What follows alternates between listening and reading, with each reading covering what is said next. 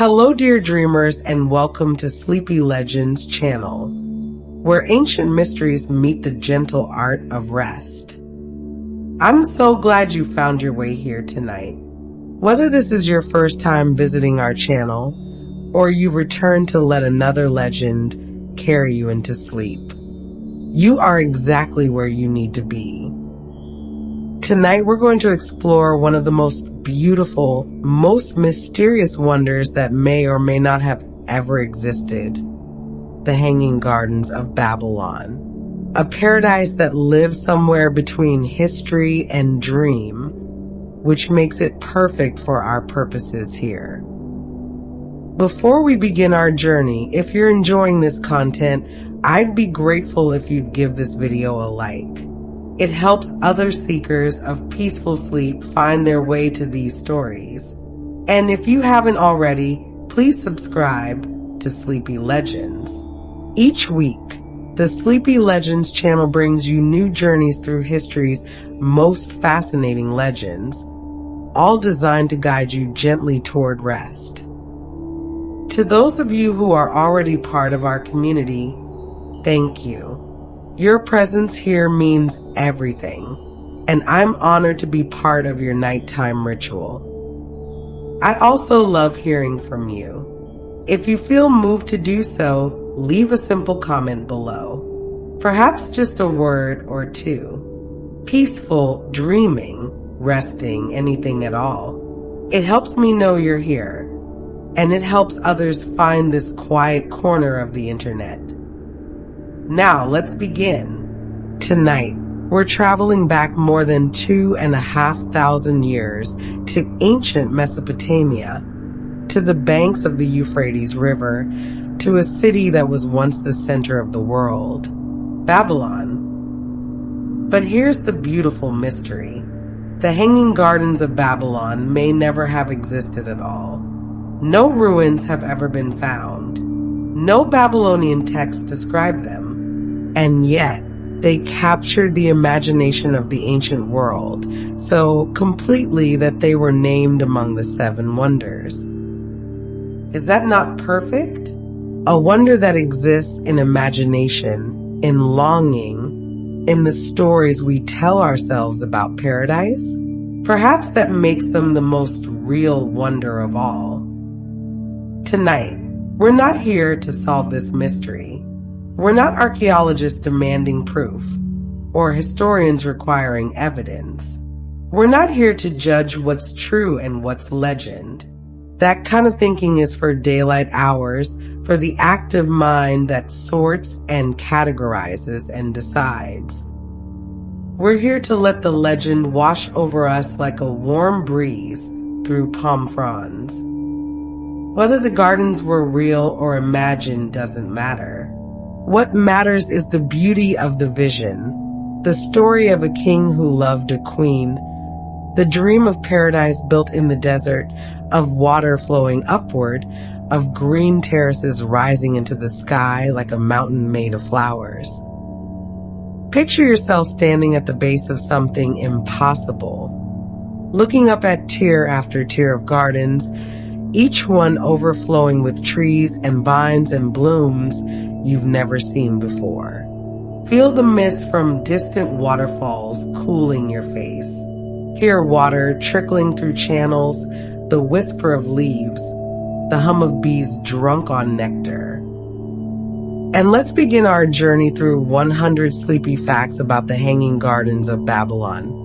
A wonder that may have never existed, except in the place where all true magic lives, in the space between waking and sleeping, between history and story, between what was and what we wish had been.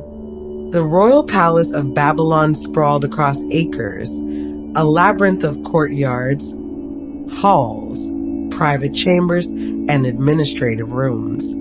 Its walls were thick enough to contain secrets. Its ceilings were high enough to make even kings feel small.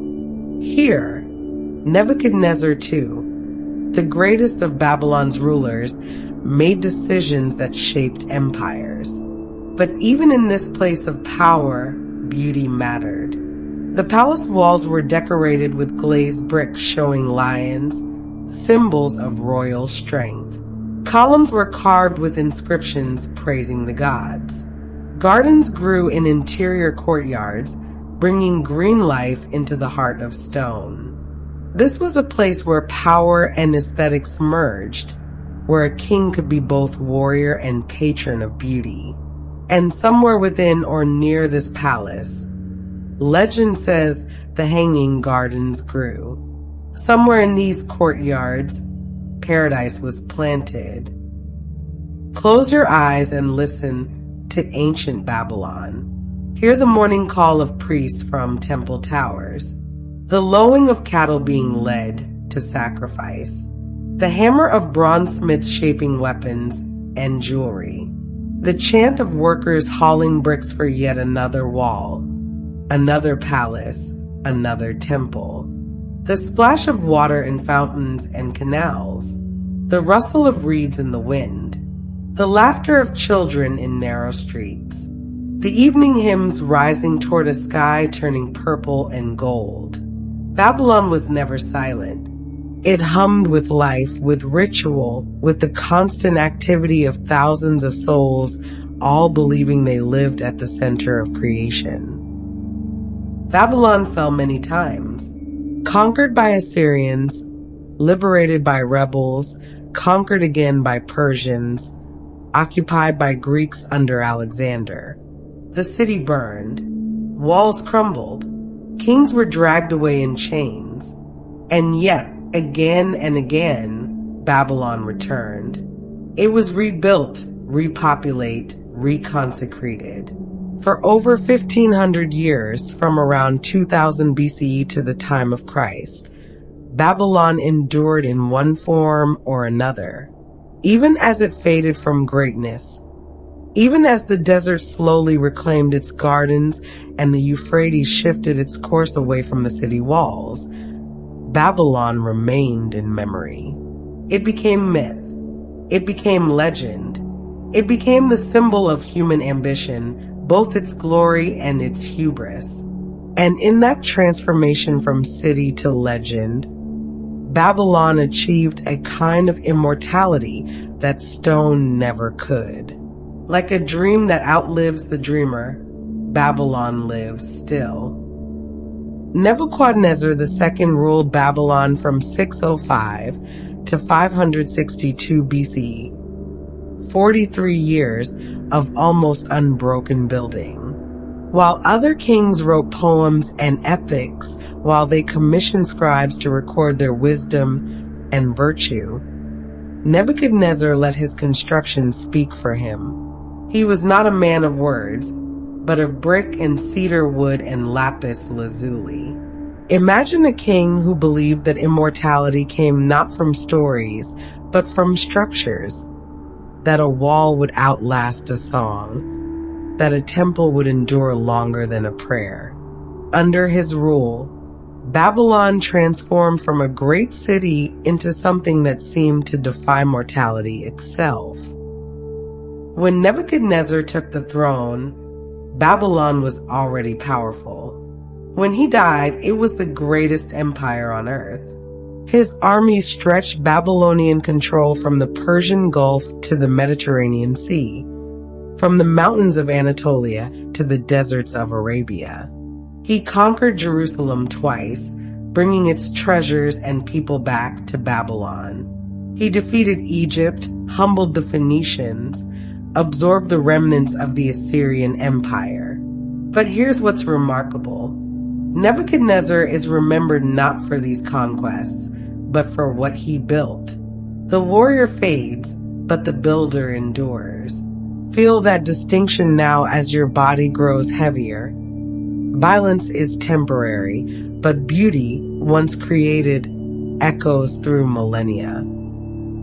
Nebuchadnezzar's inscriptions covered Babylon. On bricks, on cylinders of clay, on foundation stones buried where no one would ever see them. Everywhere, the same message repeated. I, Nebuchadnezzar, king of Babylon, have built this for the glory of Marduk, Every wall was an offering. Every gate was a prayer. Every canal was an act of devotion to the gods who, he believed, had chosen him to rule. This was not ego, or not only ego, it was theology made tangible. He built to honor heaven. He built to prove his divine right. He built because construction itself was a form of worship, a way of participating in the God's work of creating order from chaos. Let that intentionality calm you. The idea that every action, even laying bricks, can be sacred. Of all Nebuchadnezzar's constructions, he was proudest of Babylon's walls. He didn't just repair them, he doubled them. He created an outer wall and an inner wall, with enough space between them to build houses. He added watchtowers every 50 yards. He dug a moat around the outer wall and filled it with water from the Euphrates. These walls were not just a fence, they were a statement. They said, "This city will never fall. This city will endure when all others have crumbled." On the bricks themselves, he had inscribed, "I caused a mighty wall to circumscribe Babylon, that the enemy who would do evil would not threaten." Here is the mystery at the heart of our story tonight. Nebuchadnezzar left hundreds of inscriptions describing his building projects. He documented the walls, the gates, the temples, the palaces, the canals. He recorded how many bricks he used, where he sourced the cedar wood from Lebanon, how he plated gates with bronze. But nowhere in none of these careful records did he mention the Hanging Gardens. Not once, not even in passing. The structure that would become one of the 7 wonders of the ancient world, the achievement that would echo through history more than any other, is absent from his own account. Does this mean they never existed? Or does it mean something else? Let that question dissolve now, unanswered. Sometimes the most important things are the ones we never speak aloud. Nebuchadnezzar understood something essential about power, that it is not just taken, but demonstrated. And the ultimate demonstration is permanence. A king who conquers proves his strength for a moment. A king who builds proves his strength for centuries. Every brick laid in Babylon said, "I was here. I shaped the world. Long after my body has returned to dust, these walls will stand." This was power that didn't shout, it simply endured. True strength is quiet, patient, lasting. It doesn't need to announce itself. It simply is, day after day, year after year, century after century. One of Nebuchadnezzar's most spectacular projects was the Processional Way, a broad street paved with limestone and red breccia, lined with walls showing 120 glazed brick lions. This was the sacred road that led from outside the city through the Ishtar Gate to the temple complexes at Babylon's heart. Once a year during the New Year festival, statues of the gods were carried along this route in golden boats, paraded before the people. Nebuchadnezzar wanted this path to be worthy of divine feet, so he made it beautiful beyond imagining. Gold and blue and red and white, colors so vivid they seemed to burn in the sun. Nebuchadnezzar imported materials from across the known world, cedar wood from the mountains of Lebanon, so aromatic that entire rooms smelled like forests. Lapis lazuli from distant Afghanistan, blue as midnight, flecked with gold like stars. Gold from Egypt and Anatolia, silver from the mines of Taurus. He was not content with local brick and mud. He wanted Babylon to shimmer with the wealth of empires. Every temple door was cedar. Every shrine was adorned with lapis. The palace floors were paved with stones that had traveled hundreds of miles just to be walked upon. Imagine the caravans carrying these treasures across deserts and mountains, all converging on Babylon, all feeding the king's vision of a city that would astonish the gods themselves. The great ziggurat of Babylon, the Adamananke, had fallen into disrepair before Nebuchadnezzar's reign. He found it crumbling and made it whole again. He reinforced its foundations, rebuilt its 7 tiers, gilded its highest shrine. According to his inscriptions, he used burnt brick and lapis lazuli and raised it high as a mountain. The ziggurat was the axis mundi, the center point where earth and heaven met. To restore it was to restore the connection between human and divine, to ensure that the gods could descend and walk among their people.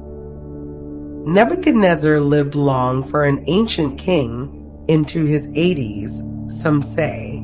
He ruled for over 4 decades, long enough to see his greatest projects completed, long enough to walk streets he had ordered built as a young man, now worn smooth by thousands of feet. When he died, Babylon was at its absolute zenith, wealthy, beautiful, seemingly invincible. Within a generation, the empire would begin to crumble. Within a century, Babylon would fall to Persia. But Nebuchadnezzar's constructions endured. And more than that, he entered legend. He appears in the Bible, in Greek histories, in Jewish and Islamic traditions. He became a symbol of ambition, of pride, of the glory and folly of empire. And somewhere in that transformation from man to myth, the Hanging Gardens became attached to his story. Whether he built them or not, they became his because he was the builder king, and such a wonder could only have been built by such a man. According to legend, Nebuchadnezzar married a woman named Amytis, a princess from Media, the kingdom that lay to the east of Babylon, in what is now Iran. Media was a land of mountains, the Zagros Range, where peaks rose sharp and sudden from the earth, where snow lingered even in summer, where the air was thin and cool and scented with pine.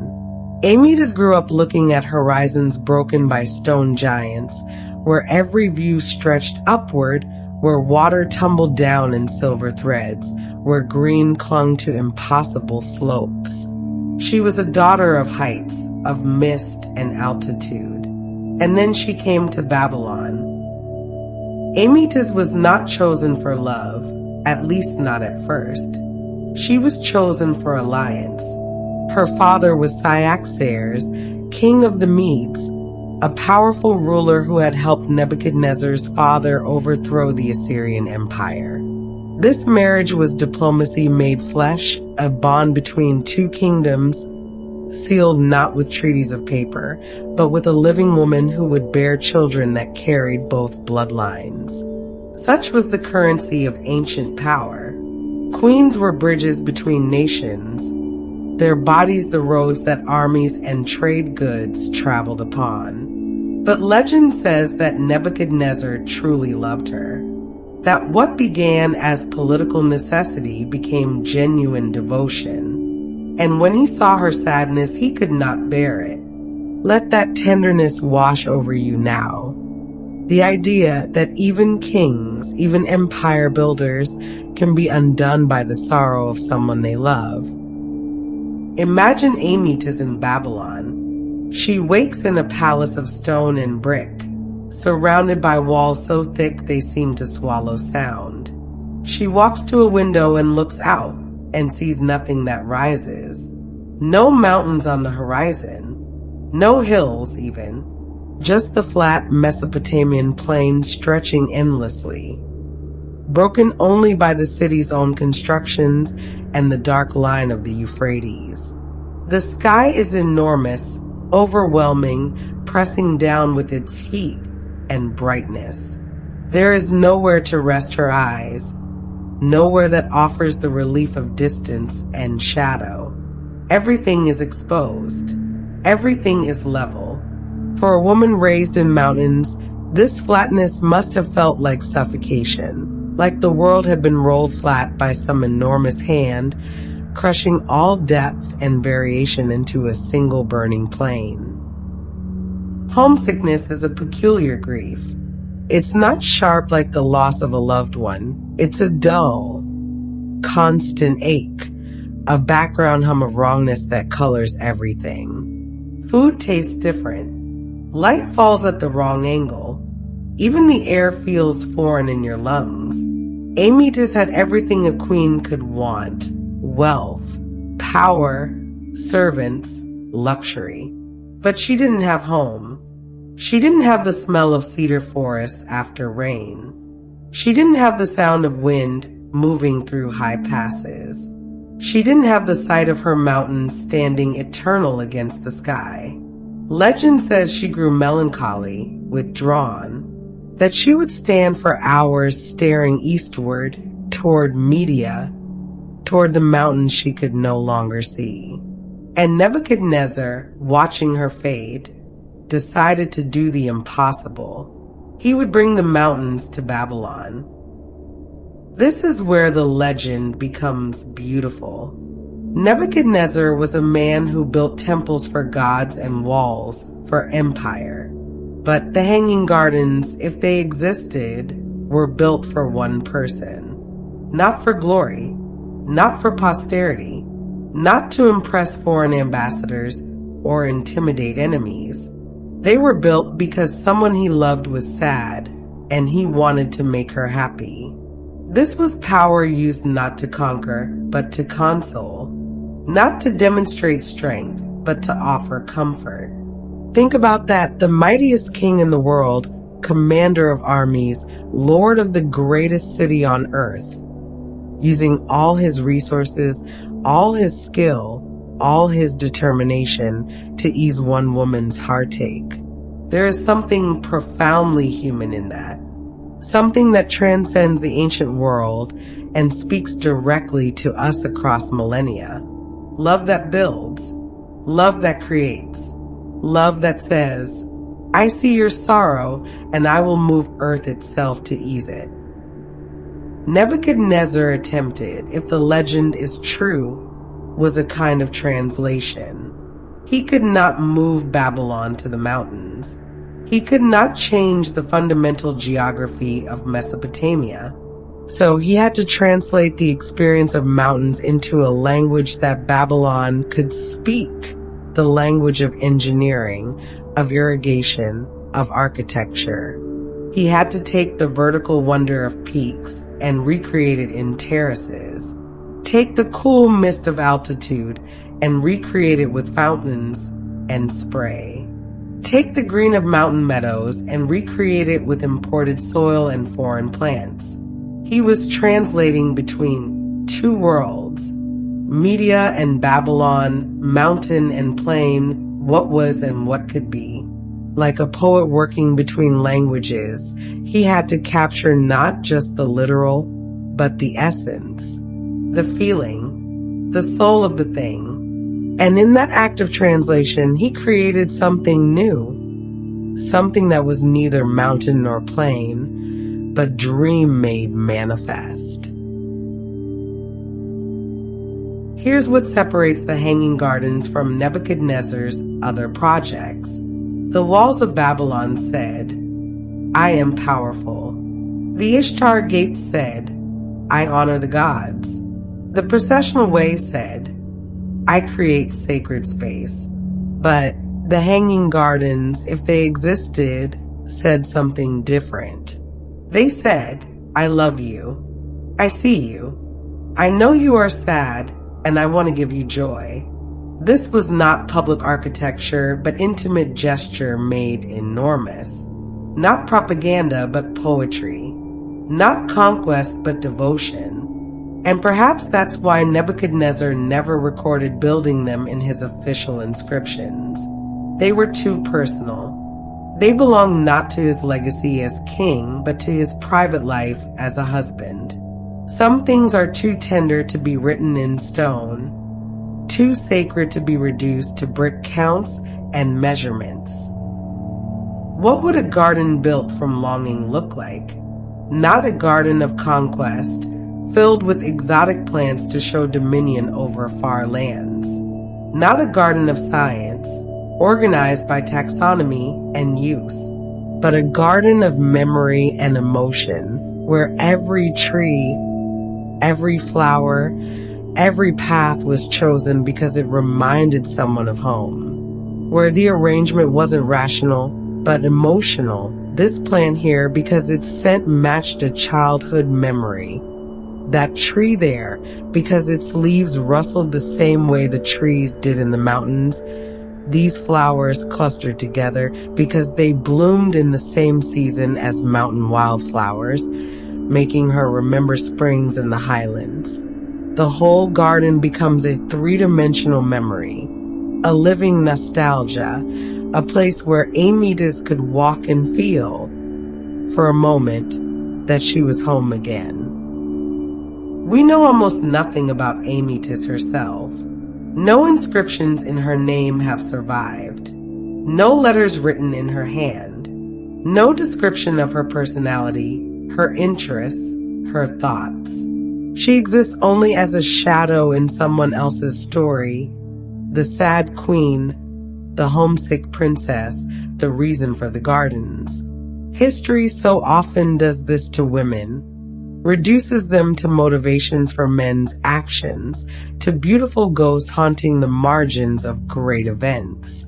We don't know if Amytas was happy with the gardens.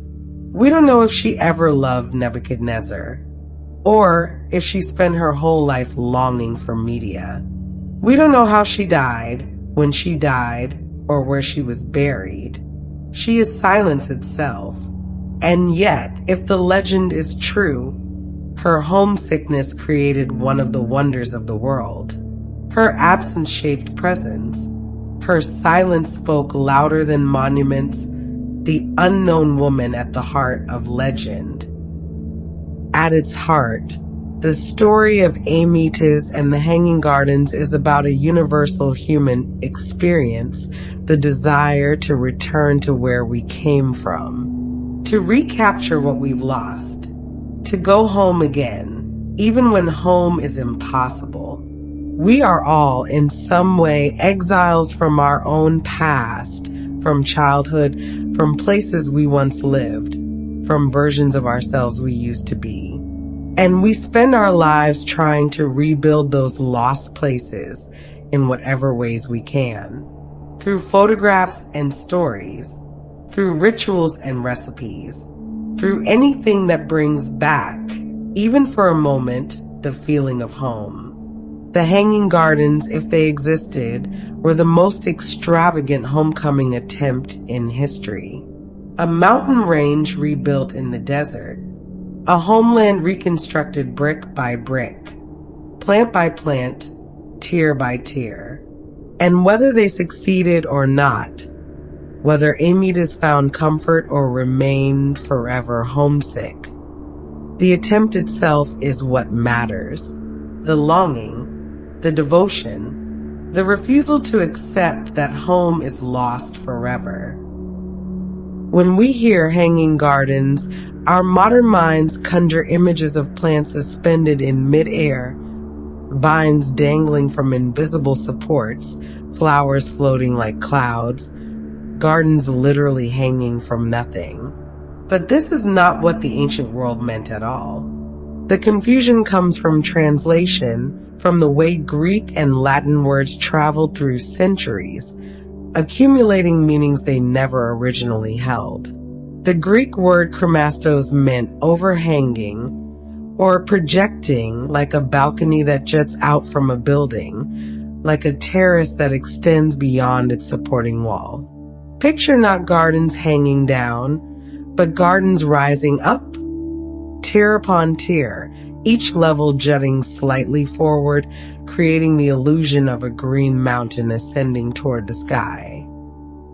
Imagine a ziggurat, but instead of bare stone steps leading to a temple, each level is covered with earth and planted with living things.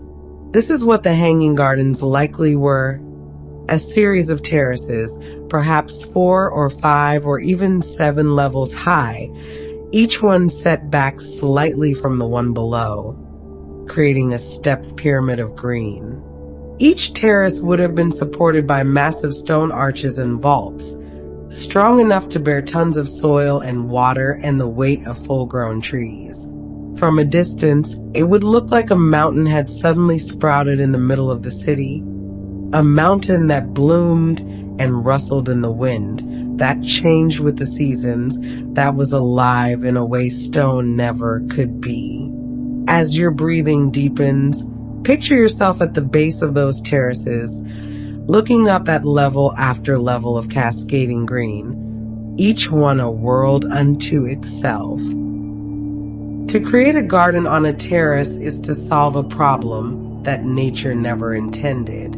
Earth wants to fall. Water wants to drain. Roots want to spread downward and outward without limit. But on a terrace, everything must be contained, controlled, directed. The engineers of Babylon, if they built these gardens, would have needed to create a foundation strong enough to support massive weight.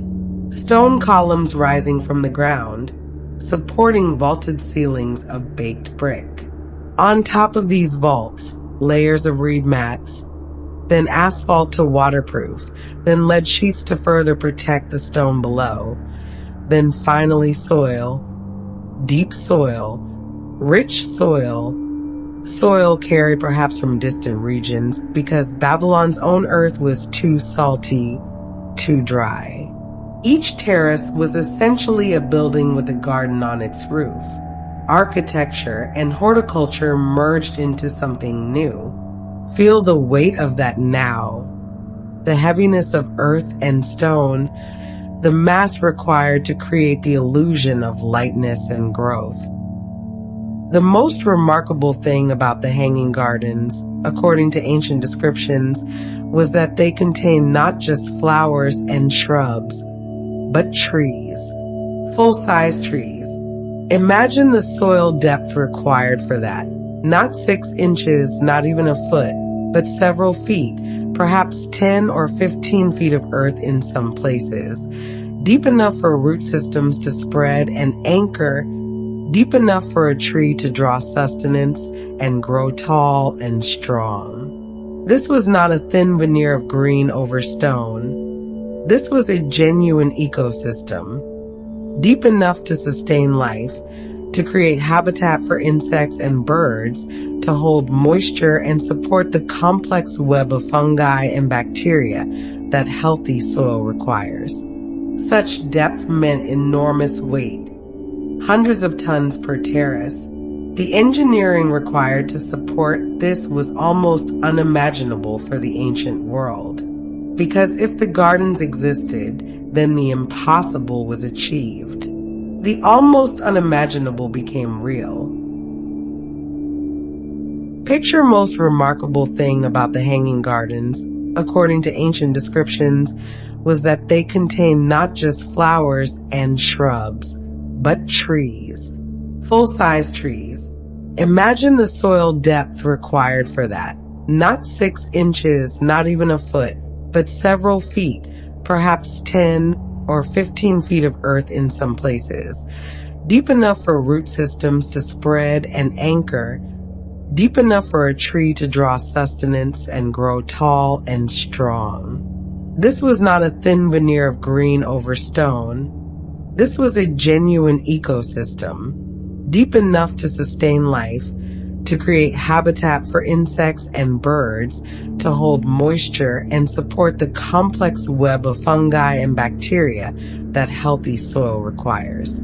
Such depth meant enormous weight, hundreds of tons per terrace. The engineering required to support this was almost unimaginable for the ancient world. Almost. Let that word comfort you, almost. Because if the gardens existed, then the impossible was achieved. The almost unimaginable became real, a respite from Babylon's heat, the secret architecture that makes beauty possible. These were not wild gardens. Nothing about them was natural or accidental. Every plant was chosen, every tree was placed with intention, every vine was trained to grow exactly where the designers wanted it. This was nature as sculpture, as composition, as deliberate art. The ancient world didn't romanticize wilderness the way we sometimes do. To them, untamed nature was threat, chaos, the domain of wild beasts and demons. True beauty came from control, from taking the raw materials of nature and shaping them into order and purpose. The Hanging Gardens would have been a demonstration of humanity's power over the natural world, not destroying it, but perfecting it, organizing it, making it serve human desire and aesthetic vision. Each terrace likely extended beyond the one below it, creating an overhanging effect, a cantilever in engineering terms. This served multiple purposes. First, it created shade for the terrace below, protecting plants from the harsh Mesopotamian sun. Second, it meant that someone standing on a lower level and looking up would see not stone and brick, but the undersides of terraces covered with trailing plants, with roots and vines cascading downward. This is what hanging really meant.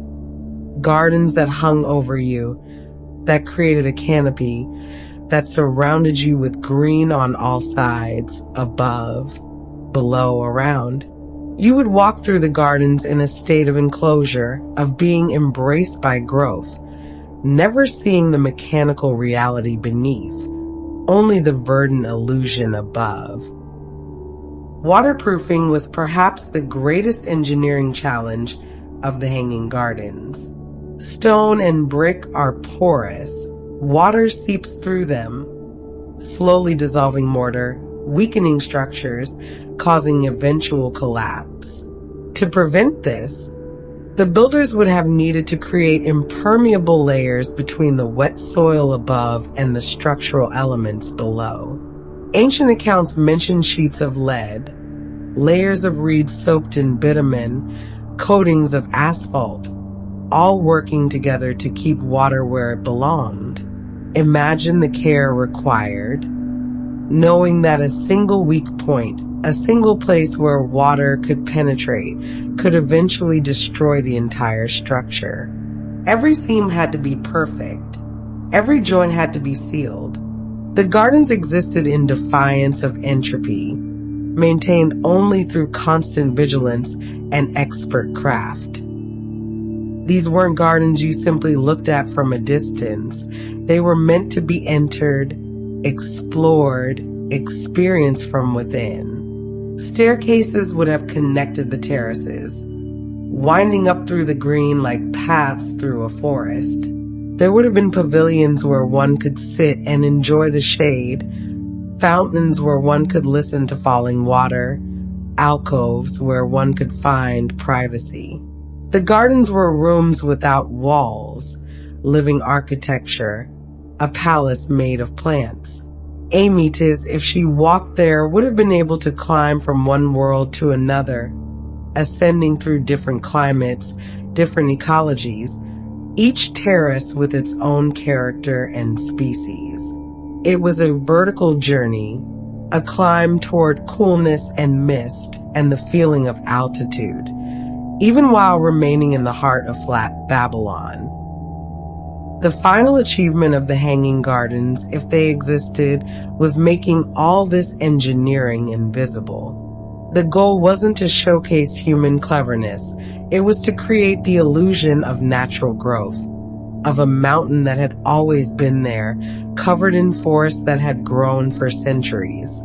The best architecture disappears, letting you experience only the space it creates rather than the means of its creation. Someone walking through the gardens should feel they were in a mountainside grove, not a massive construction project.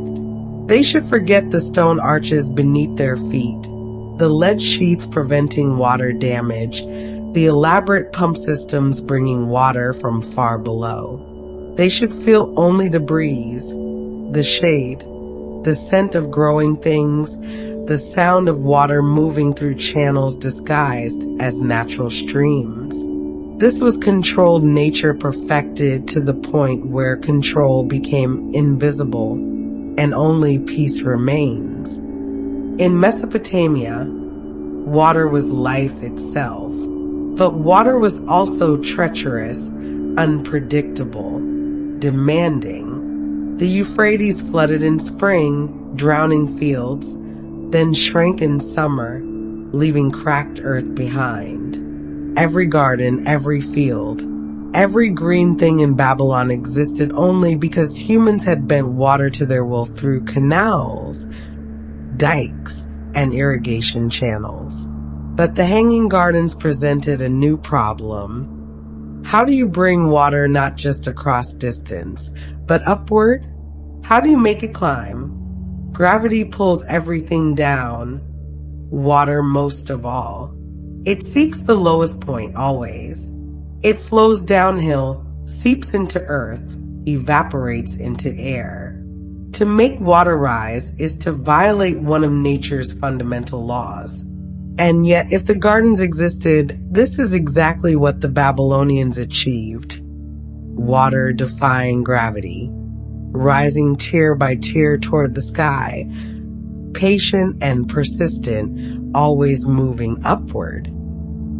The gardens, according to ancient descriptions, were built near the Euphrates River, or perhaps even directly above it, with the river flowing beneath, or beside the structure's foundations. This was necessity. The amount of water required to keep several acres of gardens alive in Mesopotamian heat would have been staggering, thousands of gallons per day, perhaps tens of thousands. No cistern, no storage system could have held enough. The water had to come from the river continuously, endlessly, like a heartbeat that never stops. Imagine the Euphrates, the source, the mother water, the ancient river that had been flowing before humans learned to plant seeds, that would flow long after Babylon had crumbled to dust. All life in the gardens depended on that sound, that presence, that eternal movement. One theory for how water reached the upper terraces involves the chain pump, an ancient device of elegant simplicity. Picture a loop of chain or rope, studded at intervals with metal discs or clay pots. This loop runs through a pipe, or channel that leads from the river below up to the gardens above. At the bottom, the chain dips into the water.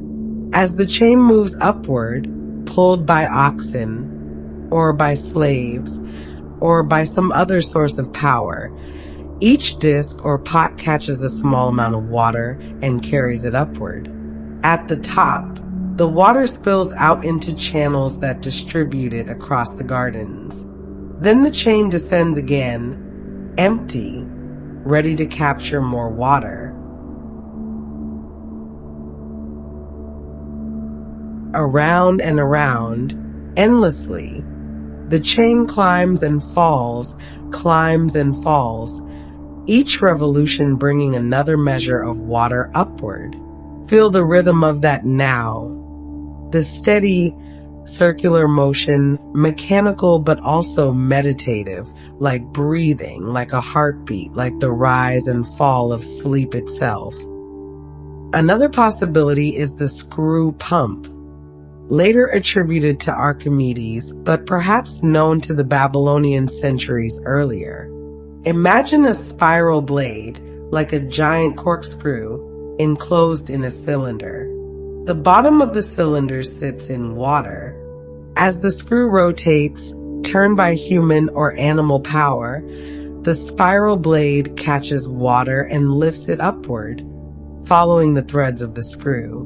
Water climbs in a spiral, moving around and up, up, up, until it emerges at the top and flows into the garden's distribution channels. Multiple screws could work in series, each one lifting water to the next level, creating a cascade of mechanical ascent. Picture this, the rotation smooth and constant, the water spiraling upward in defiance of gravity, the screw turning day and night, month after month, year after year, never stopping, because to stop would mean death for everything growing above. Let that constancy soothe you, the machine that never sleeps so that beauty can flourish. The simplest water lifting device in Mesopotamia was the shaduf, a long pole balanced on a fulcrum, with a bucket on one end and a counterweight on the other. A worker pulls down on the bucket end, dipping it into water, then releases it, and the counterweight lifts the full bucket up. Simple, effective, but labor-intensive and limited in height. A single shaduf can lift water perhaps 10 feet. But what if you stack them? What if water lifted by one shaduf poured into a basin, where another shaduf lifted it higher, and another, and another? A staircase of water rising step by step, worked by a team of laborers in perfect coordination. It's inefficient, exhausting, and yet, for a king determined to build a mountain in the desert, no amount of labor was too much. Whatever system lifted the water, it would have been concealed. Remember, the goal was to create the illusion of natural abundance, not to showcase engineering prowess. The pumps, the screws, the wheels, the teams of workers, or animals providing power, all of this would have been hidden in the shadowy spaces beneath the terraces, in chambers built specifically to house the machinery of paradise. Visitors to the gardens would see only the results: streams flowing through channels, fountains spraying mist into the air, pools reflecting sky, plants glistening with moisture. They would hear water everywhere, but never see how it arrived. The magic lay in invisibility. In Mesopotamia's heat, water evaporates with shocking speed. A shallow pool exposed to the sun can lose an inch of depth in a single day. For the hanging gardens, evaporation was the enemy that never rested. Every droplet of water brought laboriously upward was under assault from heat and dryness, from the desert air that surrounded Babylon, from the relentless sun. The gardens would have needed far more water than the plants actually consumed, perhaps twice as much, perhaps 3 times as much, just to compensate for evaporation. This meant the pumps could never stop. Day and night, summer and winter, the water had to keep climbing. It's exhausting to contemplate, the sheer persistence required, the refusal to accept defeat even as the desert tried constantly to reclaim what had been taken from it. And yet, in that persistence, there's something beautiful. The stubborn insistence that beauty is worth the effort, that paradise is worth maintaining even when nature itself conspires against it. Once water reached the upper terraces, it had to be carefully managed. Too much water and soil becomes waterlogged, roots rot, plants die. Too little and they wither. The gardens would have required an elaborate system of channels, pipes, and drains. Water flowing from upper terraces to lower ones, distributed evenly, controlled by gates and valves. Excess water needed to drain away without causing erosion or damaging the waterproofing layers. It was a delicate balance, requiring constant attention and adjustment. Perhaps there were garden keepers who did nothing but watch the waters flow, opening and closing channels, redirecting streams, ensuring that each plant received exactly what it needed. These guardians of moisture, these shepherds of water, kept the entire system alive. Think of them now. Their intimate knowledge of every channel, every plant's needs, how they could probably close their eyes and know, just by listening, whether the water was flowing correctly. But water in the Hanging Gardens wasn't just functional, it was theatrical. Ancient writers describe fountains spraying high into the air, waterfalls cascading from terrace to terrace, streams winding through paths in elaborate patterns. Water was sound, the constant music of flowing, splashing, trickling. It was coolness, mist settling on skin, evaporative cooling dropping the temperature by precious degrees. It was light, catching the sun, creating rainbows, reflecting sky and greenery. It was movement in a static world of stone and brick. The water proved that the gardens were alive, that they were dynamic, that they were more than just another Babylonian construction. They breathed, they changed, they responded to the seasons and the weather. And all of this spectacle required even more water. Water devoted not to sustaining plant life, but to creating beauty, atmosphere, experience. It was inefficient, extravagant, arguably wasteful, and completely wonderful. Sometimes beauty requires excess. Sometimes wonder demands more than practicality can justify. In the end, the water systems of the Hanging Gardens, if they existed, represented something more profound than mere engineering. They were a statement about humanity's relationship with nature. The desert said, "You cannot grow gardens here." Gravity said, "Water cannot climb." The sun said, "Everything green will wither." And Babylon replied, "Watch us." The gardens were an argument made in stone and soil and flowing water. An argument that humans need not accept the world as they find it, that through ingenuity and persistence and sheer stubborn will, they can create the impossible. They can make mountains in flatlands. They can make water flow upward. They can make paradise exist where it has no right to be. This was power, not the power of armies or conquests, but the power of transformation, of imagination made real. Here is the paradox that sits at the heart of our story. The Babylonians themselves, those meticulous record keepers who inscribed every wall, every gate, every canal on clay tablets and stone cylinders, never once mentioned the Hanging Gardens. Not in Nebuchadnezzar's detailed building accounts. Not in any surviving Babylonian text from any era. The silence is complete, absolute, puzzling. Everything we know about the gardens comes from outsiders, Greek and Roman writers who visited Babylon centuries after its glory had faded, or who never visited at all but collected stories from travelers and merchants. The legend of the gardens was not born in Babylon. It was born in the minds of foreigners who looked at the ruins and tried to imagine what had been.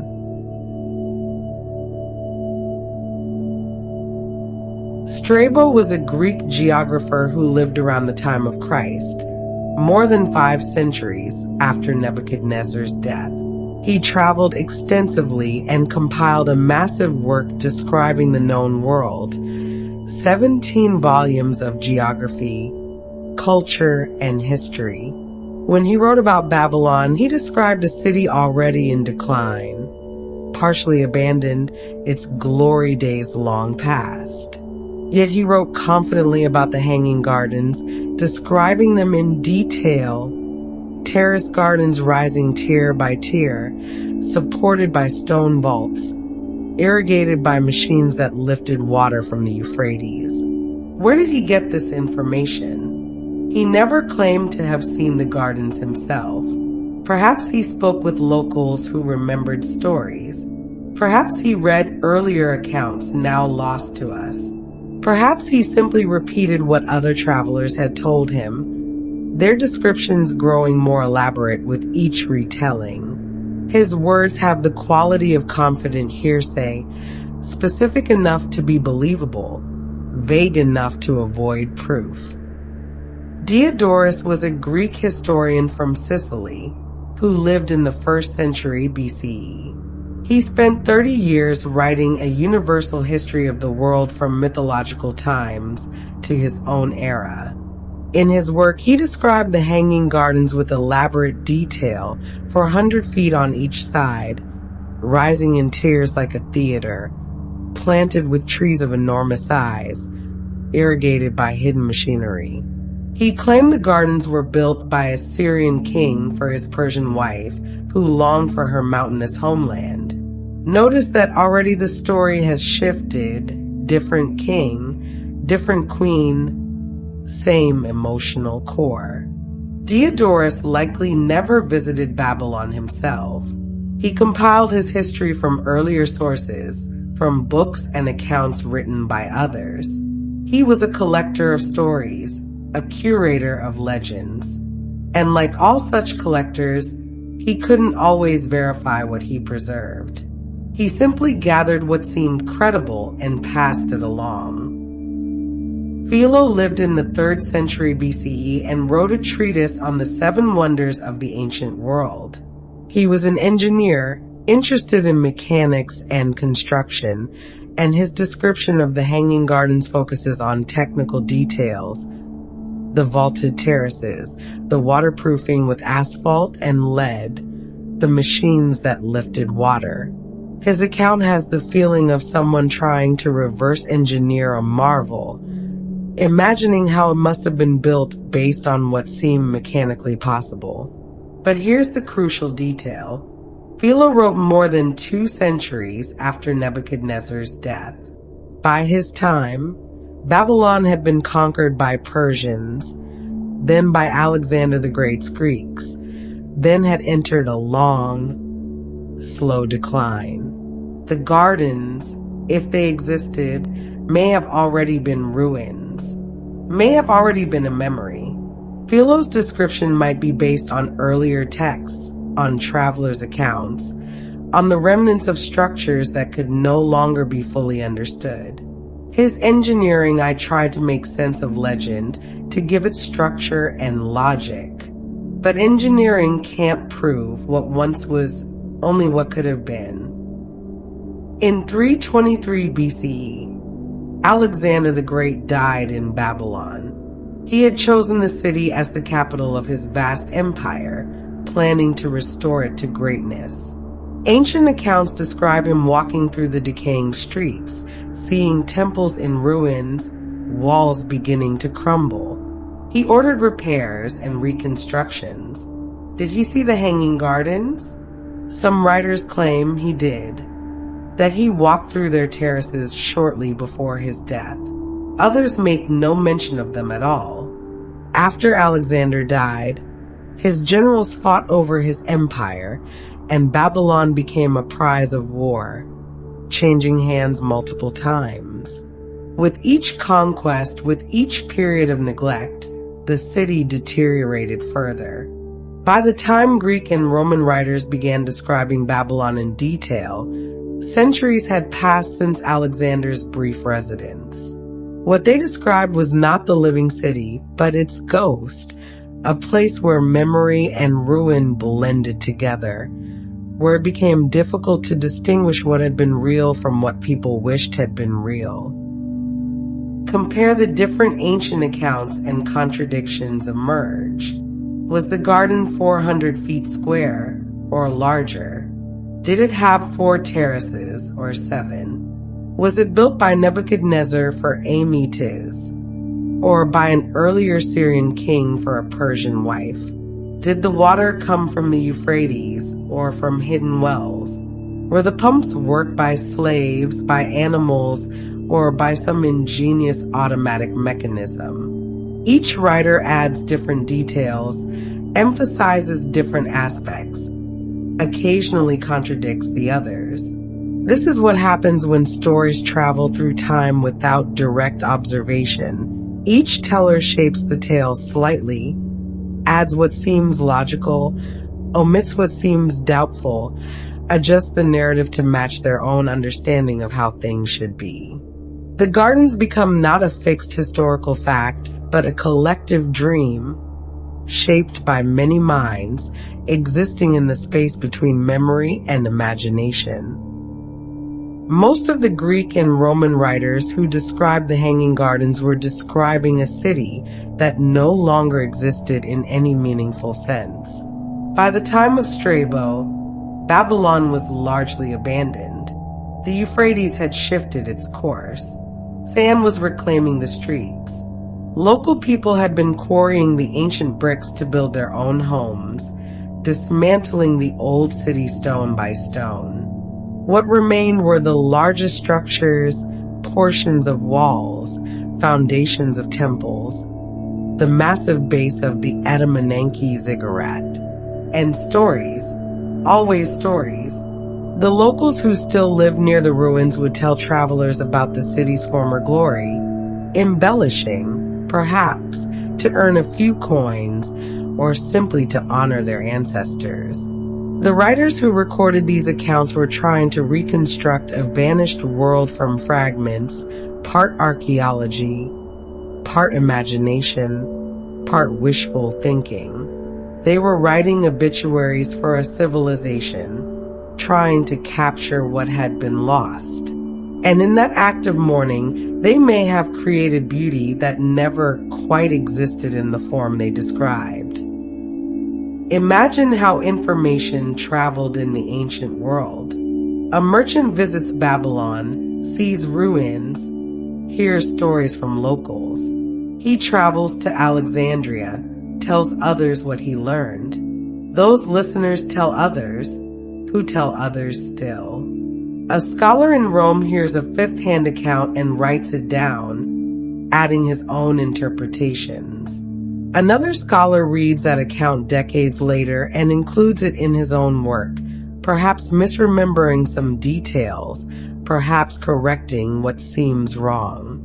This is how history was transmitted through chains of human memory, each link slightly distorting the message, not through malice, but through the simple act of translation between minds. What began as direct observation becomes hearsay, becomes legend, becomes whatever makes the best story. The Hanging Gardens traveled this route, from whatever they actually were, through countless retellings, becoming more wonderful, more impossible, more perfect with each iteration. By the time the tales reached the writers whose work survived, the gardens had been transformed into something that transcended mere architecture. They had become myth. None of the writers whose accounts have survived definitively claim to have seen the gardens with their own eyes. They wrote phrases like, "It is said that," and "according to ancient accounts," and "travelers report." They were curators of wonder, not witnesses to it. And yet, their descriptions carry conviction, detail, specificity. They wanted the gardens to have existed. They needed them to have existed because the gardens represented something important, the possibility of paradise on earth, the triumph of human ingenuity over nature, the power of love to create beauty. Whether the gardens were real or not almost didn't matter. Their symbolic value outweighed their historical uncertainty. Sometimes the story we need is more important than the facts we can verify. Sometimes beauty exists most powerfully in description, in imagination, in the collective dream of what could be.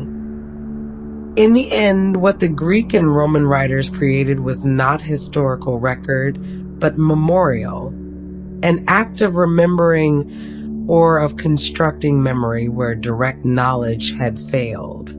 They looked at Babylon's ruins and tried to populate them with glory. They heard fragments of stories and wove them into narrative. They took the bare bones of their gardens and fleshed them out with terraces and trees and engineering marvels. This isn't dishonesty, it's the human need to complete patterns, to make sense of fragments, to refuse to let beauty be forgotten, even when its physical form has disappeared. We all do this with our own memories, take fragments of past experience and construct coherent stories around them, filling gaps with what must have been, with what should have been, with what we need to have been. The Greek and Roman accounts of the Hanging Gardens are memory made tangible, preserved in writing so that even when the last brick crumbled, even when the last person who had seen them died, the gardens could continue to exist in words, in imagination, in the endless human capacity to dream of paradise and refuse to let it go. Modern archaeologists have a problem. They have excavated Babylon extensively, digging through layers of earth, mapping foundations, uncovering temples and palaces and streets. They have found the Ishtar Gate, the processional way, the base of the Edamanenki ziggurat. They have confirmed so much of what ancient writers described, but they have found no trace of the Hanging Gardens. No foundations massive enough to support multiple terraces filled with soil. No evidence of the elaborate irrigation systems that would have been necessary. No waterproofing layers, no vaulted chambers, no machinery for lifting water. The ground where the gardens should have been is empty. Just absence. Just silence. This doesn't prove the gardens never existed. Archaeological absence is not the same as historical impossibility. Perhaps they were built in a location not yet excavated. Perhaps their remains were so thoroughly quarried for building materials that nothing survived. Perhaps. But the silence is troubling. Consider the difference between absence of evidence and evidence of absence, the space where certainty cannot reach, the comfortable uncertainty of not knowing. In 1993, a British scholar named Stephanie Dalley proposed something radical. What if the Hanging Gardens weren't in Babylon at all? What if they were in Nineveh, the capital of Assyria, a city 300 miles to the north? What if history had simply attached the legend to the wrong place? Dalley pointed to the records of Sennacherib, an Assyrian king who ruled around 700 BC, a century before Nebuchadnezzar. Sennacherib's inscriptions describe creating elaborate gardens in Nineveh, with terraced landscapes, exotic trees, and an enormous aqueduct system to bring water from distant mountains.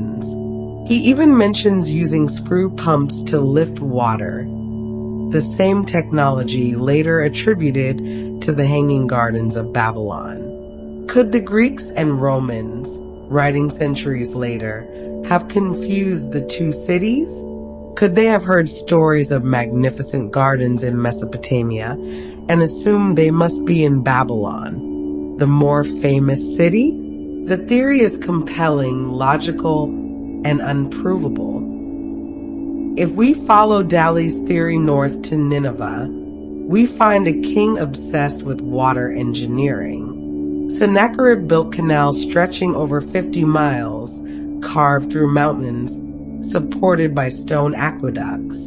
He diverted rivers, created reservoirs, designed an entire hydraulic network to bring water to his capital city. His inscriptions boast about it constantly. How he made water flow where it had never flowed before. How he created gardens that rivaled paradise. How he grew trees and plants from distant lands in the heart of Assyria. He even describes the gardens using language that sounds remarkably like later descriptions of the Hanging Gardens: raised terraces, stone construction, continuous irrigation. But here's the puzzle. Why would such an achievement be remembered as Babylonian? Perhaps because Nineveh was destroyed utterly in 612 BCE, burned to ash, never to rise again. Perhaps because Babylon survived, became more famous, captured the Greek imagination more completely. Perhaps the Greeks simply assumed that any wonder in Mesopotamia must belong to Babylon. Memory is unreliable. Attribution shifts. Fame flows toward already famous places. To Greek and Roman writers, Mesopotamia was exotic, distant, not fully understood. Babylon and Nineveh were both ancient, both powerful, both located in roughly the same region. Centuries after both cities had fallen, after their ruins had been overgrown and forgotten, it would have been easy to confuse them, to hear stories about gardens in the land between the rivers and assume they meant Babylon, the more legendary name. Like how people today might confuse details about ancient Greek cities, or attribute achievements of one Renaissance city to another.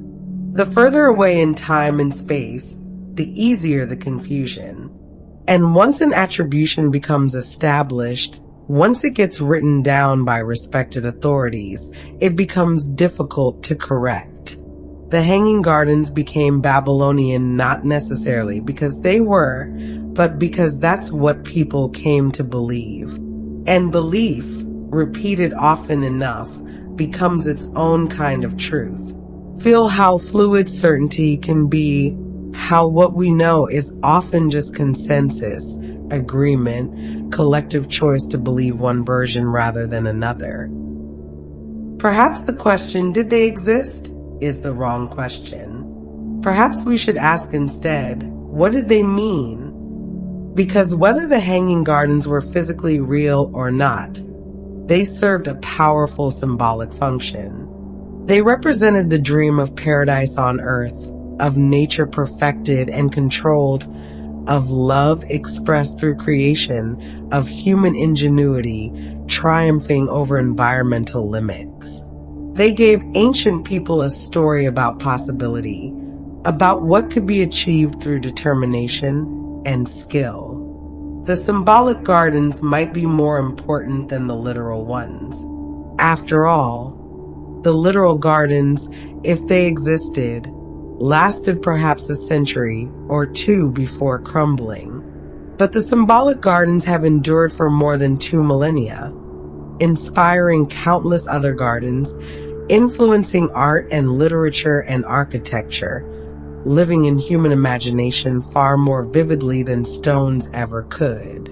Sometimes symbol is more real than fact. Sometimes the story serves truth better than the event. Let that paradox carry you deeper. The way imagination can be more substantial than matter.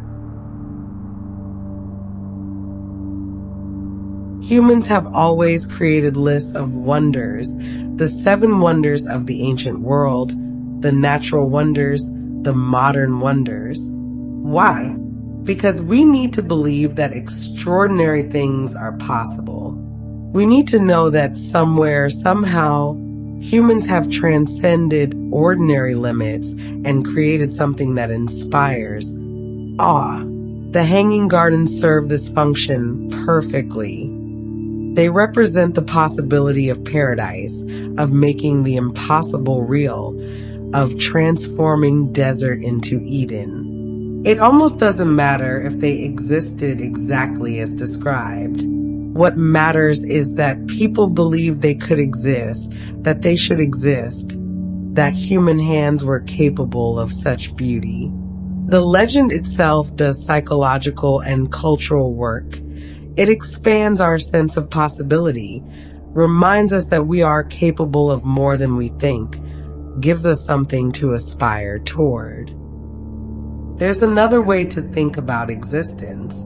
The gardens existed in Strabo's mind as he wrote about them, in Diodorus's imagination as he compiled his history, in the minds of every person who has read about them over the past 2,000 years. They exist right now in your mind as you listen to these words. You can see them, the terraces rising, the water flowing, the green abundance in the midst of desert. In this sense, the gardens are absolutely real. They occupy mental space. They influence how we think about beauty, nature, engineering, love. They are as real as any memory, any dream, any story that shapes how we see the world. Perhaps this is the deepest form of existence, not physical but ideational, not material but meaningful. The gardens are alive in the realm of human consciousness, and they will remain alive as long as people continue to imagine them. Let them be alive in you now, fully present, fully real, regardless of whether they were ever built. Historians seek historical truth. What actually happened, what can be proven, what the evidence supports. But there's another kind of truth, poetic truth, mythic truth, the truth of meaning rather than fact. The story of the Hanging Gardens carries poetic truth, even if its historical truth is uncertain. It tells us something true about human nature, that we long for home when displaced, that love can inspire great creation, that we dream of paradise and sometimes try to build it.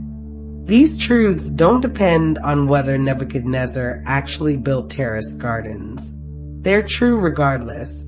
In fact, the story might carry more poetic power precisely because of its uncertainty, because it exists in the realm of legend rather than verified history, because it invites us to participate in its creation through our own imagination rather than simply accepting it as documented fact. Feel the difference between these kinds of truth. How one demands proof while the other invites belief. How one constrains while the other liberates. The Hanging Gardens have endured in human imagination for over 2,000 years, despite having no definitive proof of their existence. That's remarkable. Most historical claims that can't be verified eventually fade from consciousness, dismissed as unreliable or fictional. But the gardens persist.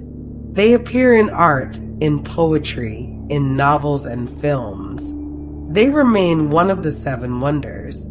They continue to capture imagination and inspire wonder. Why?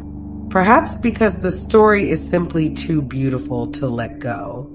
Perhaps because we collectively choose to believe in them, not because we're gullible, but because we recognize that some stories serve important purposes regardless of their factual basis. We keep the gardens alive through our refusal to stop talking about them, stop imagining them, stop believing that such beauty could have existed. This is a kind of power, the power of cultural memory, of shared mythology, of collective will to preserve what matters to us. In the end, we don't know if the Hanging Gardens existed. We probably never will know with certainty. Archaeology might someday find evidence that settles the question, or it might not. The gardens might have been in Babylon, might have been in Nineveh, might have never existed except as a confused conflation of various Mesopotamian gardens. And that's acceptable. Not everything needs to be resolved. Not every mystery needs a solution. There's something peaceful about dwelling in uncertainty, about letting a question remain open, about accepting that some things will always be unknown. The gardens exist in that liminal space between fact and fiction, history and legend, what was and what might have been. And perhaps that's exactly where they belong, where they're most powerful, most meaningful, most able to inspire wonder. As you rest here on the edge of sleep, in your own liminal space between waking and dreaming, let the gardens rest in their uncertainty. Let the question remain unanswered. Let the mystery be mystery. There is no urgency. There is only the story, the beauty of the story, and the peaceful not knowing that allows the story to remain alive, fluid, changing, eternally just beyond our grasp. In the ancient world, gardens were never just gardens. They were statements of power, demonstrations of control, visual arguments about who deserved to rule. A king who could create a garden in the desert was proving something essential, that he had resources, organization, knowledge, and the favor of the gods. Water had to be diverted, soil had to be enriched, plants had to be imported and maintained. All of this required wealth, labor, and engineering skill. A garden said, I command enough workers to move earth and water. I control enough territory to gather rare plants. I possess enough stability to invest in beauty rather than mere survival. The more elaborate the garden, the more powerful the king. And the hanging gardens, if they existed, were the ultimate expression of this principle. A garden so elaborate, so impossible, that it could only have been created by the greatest king in the world. Let that equation settle in your mind. Beauty as power, green as gold, growth as authority. Ancient Near Eastern theology held that the gods had created the world as a garden, an ordered paradise emerging from primordial chaos. Kings, as the gods' representatives on earth, were expected to continue this work of creation. They were divine gardeners, responsible for maintaining the balance between order and chaos, between the cultivated and the wild. When a king planted a garden, he wasn't just engaging in agriculture or aesthetics. He was performing a sacred duty, participating in the ongoing work of creation. He was proving that the gods had chosen him, that divine favor flowed through him into the land. A flourishing garden meant the gods were pleased. A withered garden meant divine displeasure or cosmic imbalance. The garden was a barometer of spiritual health, a visible manifestation of the relationship between heaven and earth. Nebuchadnezzar, building the Hanging Gardens, was asserting his role as cosmic caretaker, showing that under his rule, even the most impossible form of order could be imposed on chaos. The gardens of Mesopotamian kings weren't filled with local plants. They were collections of exotica, filled with trees and flowers imported from conquered territories. Cedar from Lebanon, terebinth from Syria, date palms from Arabia, myrrh trees from distant southern lands. Each foreign plant was a trophy, a living symbol of conquered geography. The garden became a map of empire, with each section representing a different subjugated region. To walk through such a garden was to walk through the king's domains, to see his reach made tangible. But more than that, it was to see wildness tamed, plants ripped from their native soil, and forced to grow in alien conditions, their natural patterns disrupted and redirected by human will. The garden said, even nature bows to me. Even the wild places surrender their treasures. In desert civilizations, the king who could bring water to his people was the greatest king of all. Water was life, simple as that. A ruler who could make water flow through canals, through aqueducts, into fields and gardens was literally giving life to his subjects. This wasn't just practical governance, it was a demonstration of near-divine power. The king became like the rain gods, like the river deities, distributing the most precious substance on earth. Gardens, requiring constant irrigation, were proof of the king's ability to channel water's life-giving properties.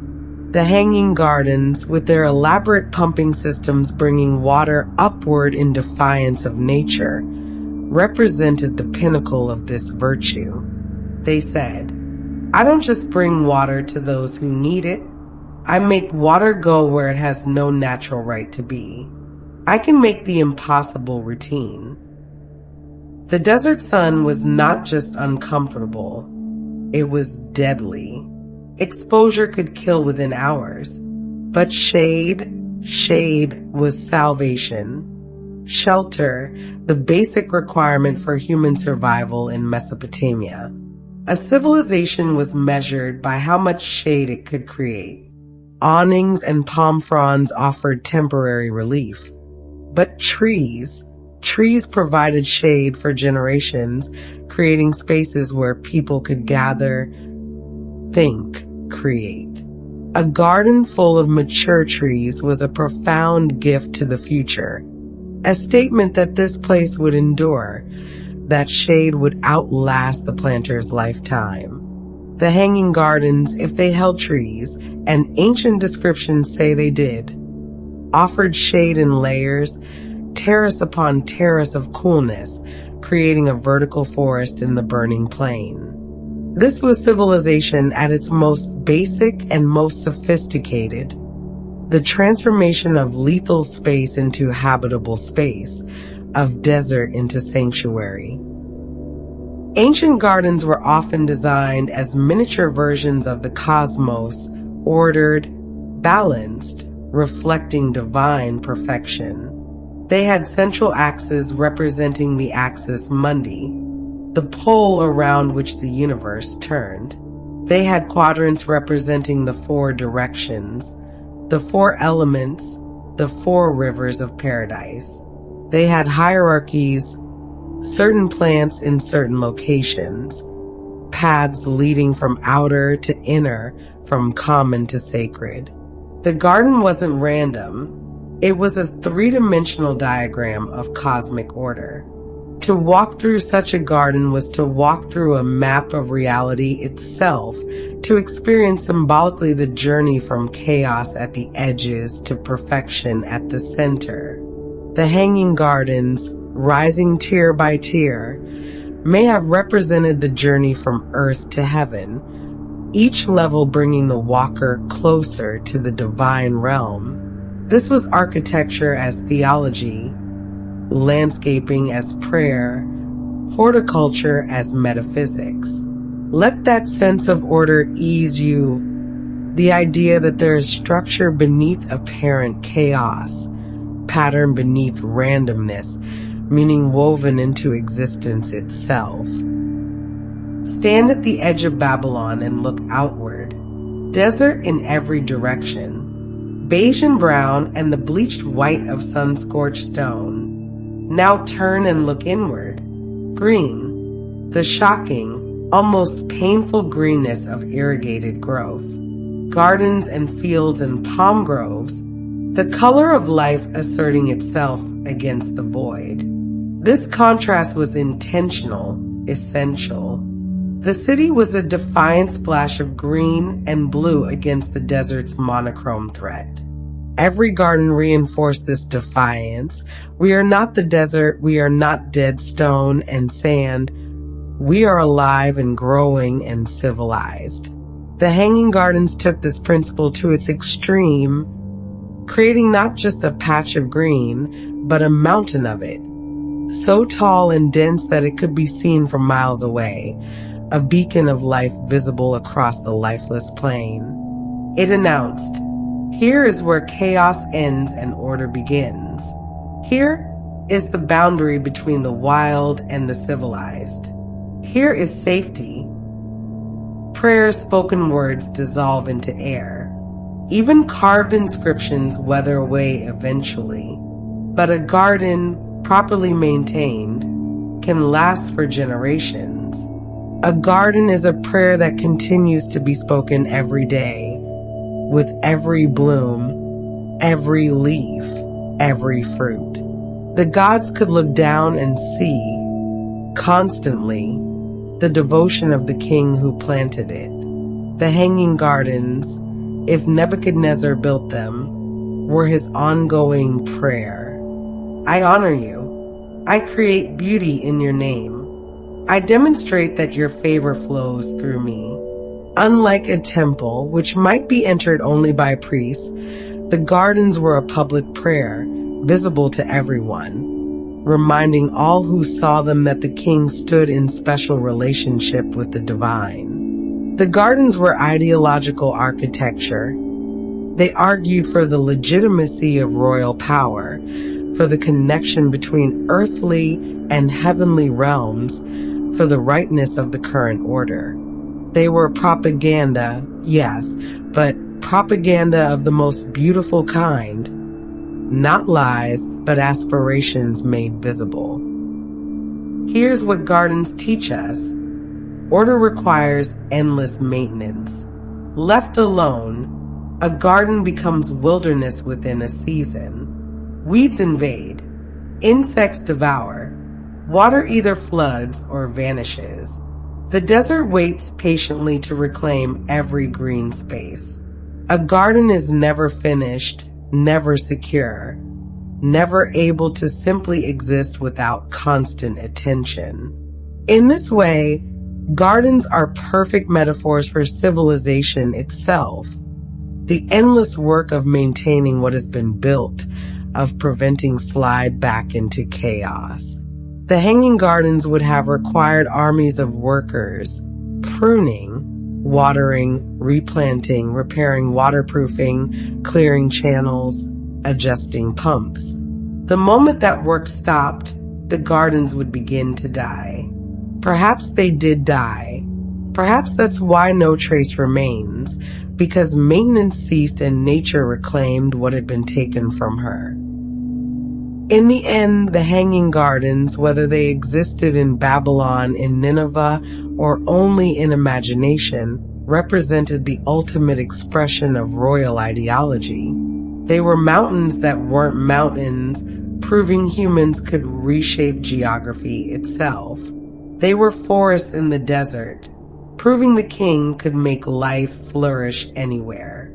They were water flowing upward, proving natural law bent to royal will. They were foreign plants thriving far from home, proving the reach of empire. They were beauty requiring impossible effort, proving that civilization was worth any cost. They were order imposed on chaos, cultivation replacing wilderness. The divine plan made manifest in stone and soil and living green. Every ancient king wanted to leave such a monument, something that would say to future ages, "This is what I accomplished. This is the proof of my greatness. I made paradise real." Whether Nebuchadnezzar succeeded or not, whether the gardens ever physically existed, the symbol endures, the dream of creating heaven on earth, of building something so beautiful and impossible that it becomes legendary, of leaving behind not just memory, but wonder. In 539 BCE, less than 25 years after Nebuchadnezzar's death, Babylon fell. Not to siege or battle, but almost without resistance. Cyrus the Great of Persia diverted the Euphrates River, lowered its level, and his army walked into the city along the dried riverbed, entering through water gates left undefended. The conquest was so swift, so unexpected, that by morning Babylon had a new master. The city survived, but its independence died. It became a provincial capital in someone else's empire. Persian governors ruled where Babylonian kings had sat. Persian soldiers guarded what Babylonian armies had built, and gardens, Gardens require not just maintenance, but love, attention, devotion. They need someone to care whether they live or die. When power shifted, when priorities changed, when the city became just another administrative center rather than the heart of an empire, did anyone remember to water the terraces? Did anyone repair the pumps when they broke? In 331 BCE, Alexander the Great conquered Persia and claimed Babylon as his own. He had grand plans for the city to restore its temples, rebuild its walls, make it the capital of his vast empire stretching from Greece to India. He saw Babylon not as a relic, but as a future. For a brief moment, it seemed the city might return to glory. But in 323 BCE, at age 32, Alexander died in Nebuchadnezzar's palace, possibly in the same rooms where the Hanging Gardens had once been tended. His death plunged his empire into chaos. His generals fought over the remains, dividing territories, establishing their own kingdoms. Babylon became a prize of war, changing hands multiple times. Each conquest meant looting, destruction, disruption. Gardens cannot survive such turmoil. They need peace, continuity, uninterrupted care. In the wars that followed Alexander's death, how many workers fled? How many irrigation channels were damaged? How many terraces crumbled while armies fought in the streets below? Feel the fragility of beauty now, how easily disrupted, how dependent on conditions that rarely last. After Alexander's empire split, Babylon fell under the control of Seleucus, one of his generals who established a dynasty ruling much of the eastern territories. But Seleucus had his own vision. In 305 BCE, he founded a new capital city on the Tigris River, Seleucia, built to his specifications, designed for Greek sensibilities. The administrative center shifted, the wealth shifted, the attention shifted.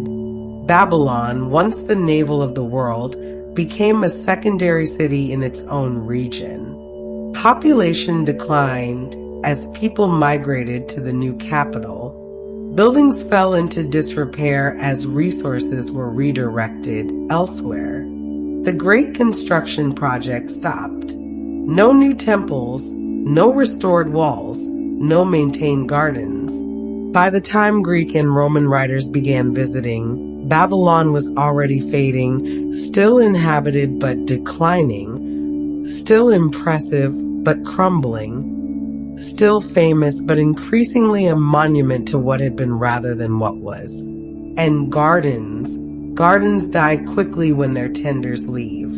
Weeks without water in Mesopotamian heat, months without pruning. A single season of neglect can erase decades of cultivation. The Euphrates River, which had given Babylon life, eventually took it away. Rivers are restless. They shift course over centuries, seeking easier paths, responding to floods and sediment accumulation.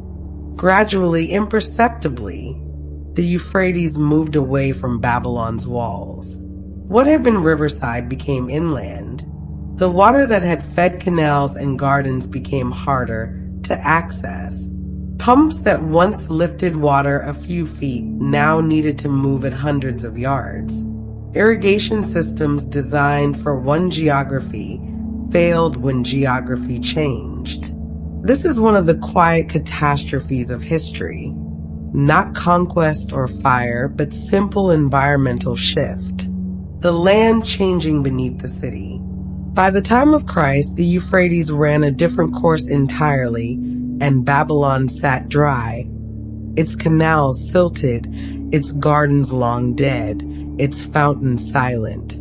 Picture water abandoning the place it once sustained, not violently, but gradually, like memory fading. Inevitable, natural, irreversible. After Babylon ceased to be a living city, it became a quarry.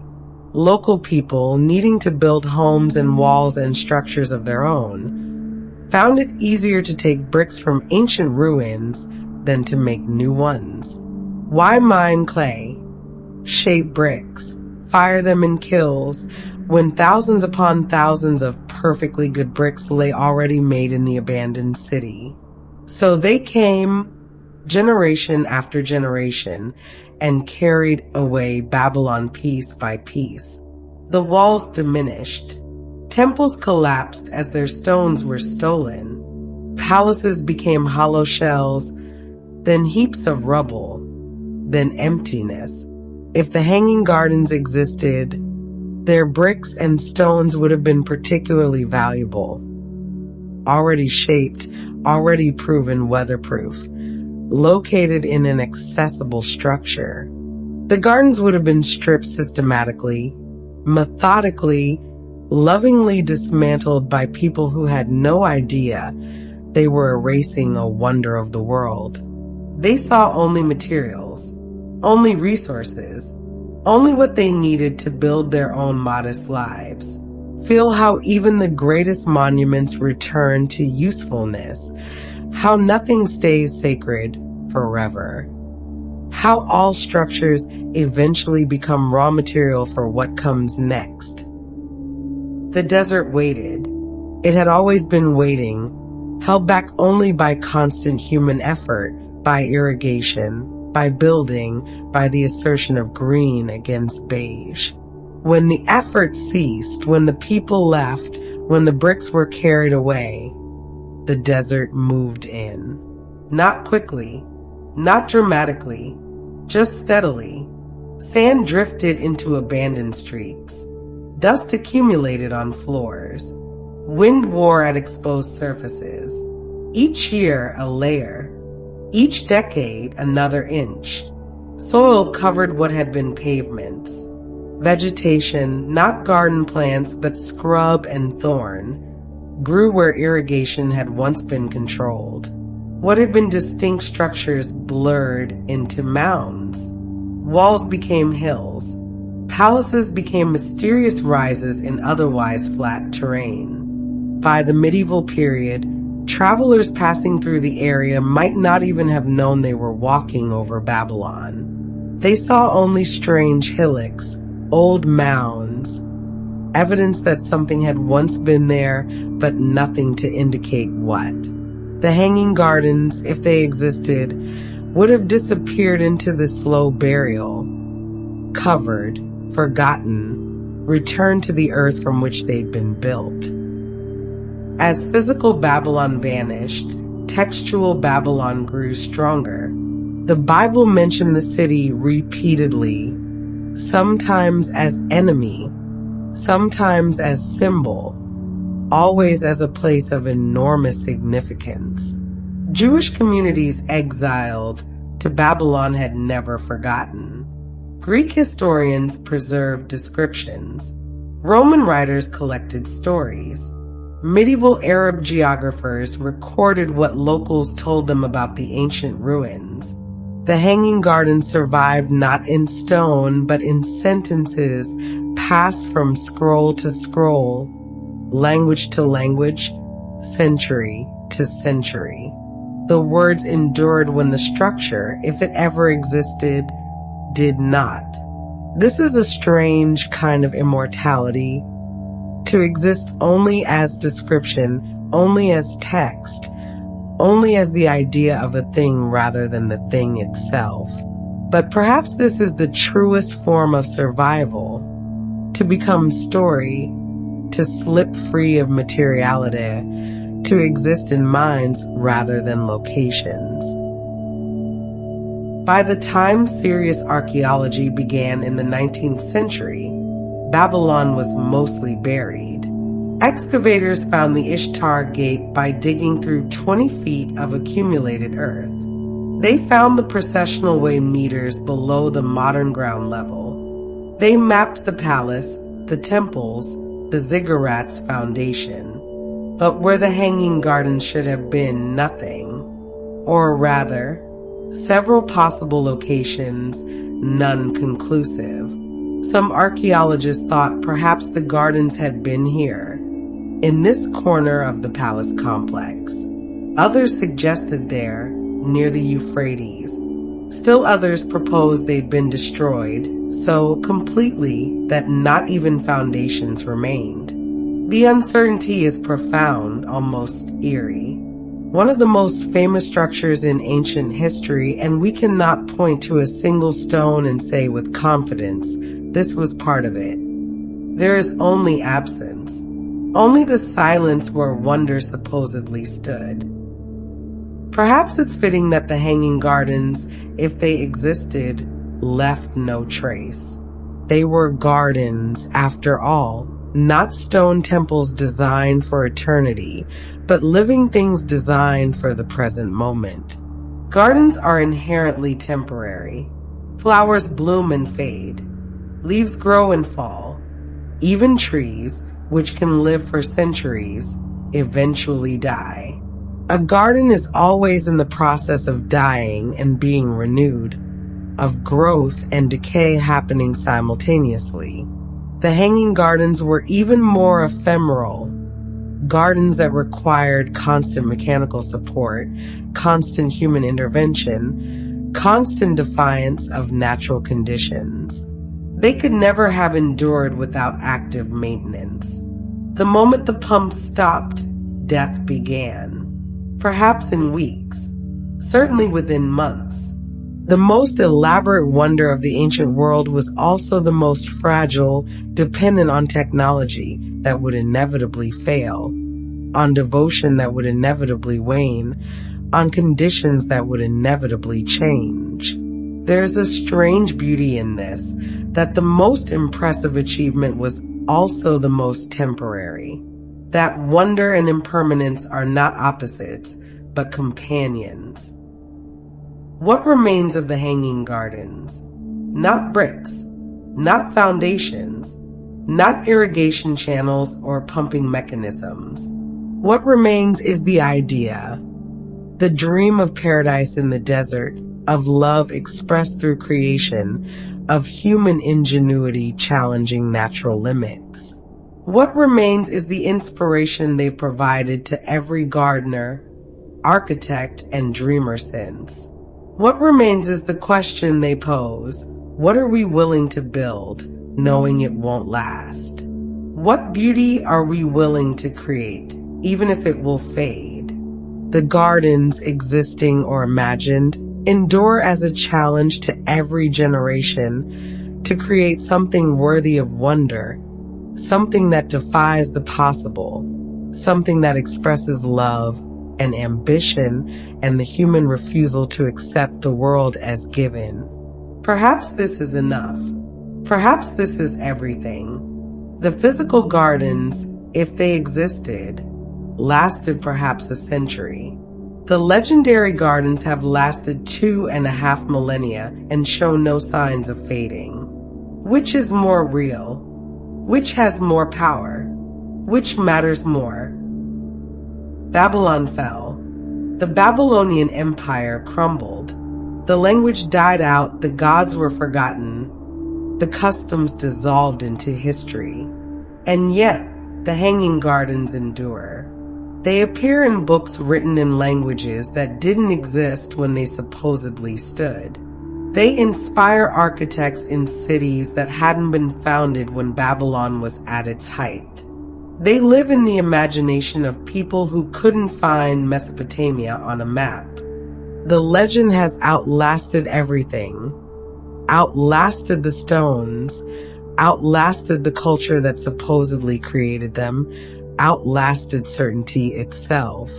This is the true power of story, that it can survive when everything physical fails, that it can transcend the limitations of time, space, material existence.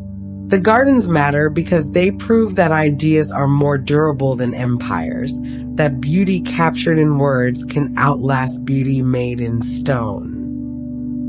We don't need the Hanging Gardens to have existed for them to move us. Their beauty, The beauty of the concept, the image, the dream, requires no archaeological verification. The idea of gardens hanging in the desert air, of water climbing toward the sky, of a mountain of green rising from flatness, this is beautiful whether it happened or not.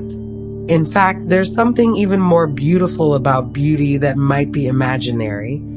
It suggests that the human capacity for conceiving wonder is greater than our capacity for building it. That we can imagine more than we can achieve. That our dreams outpace our abilities.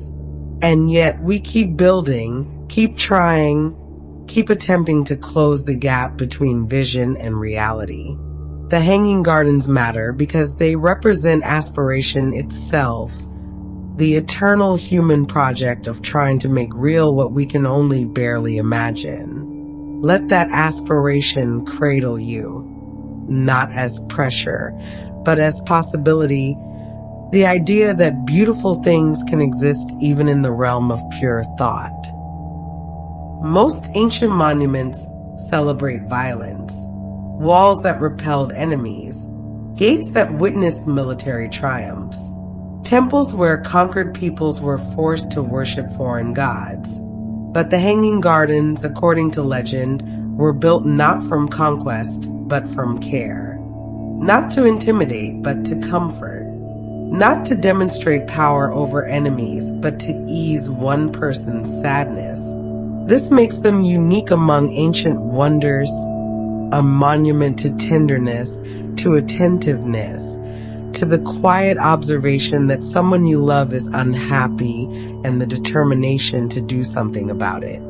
In a world where so much ancient architecture was about domination, the gardens were about devotion. They matter because they remind us that the greatest achievements might not be those that prove strength, but those that express love.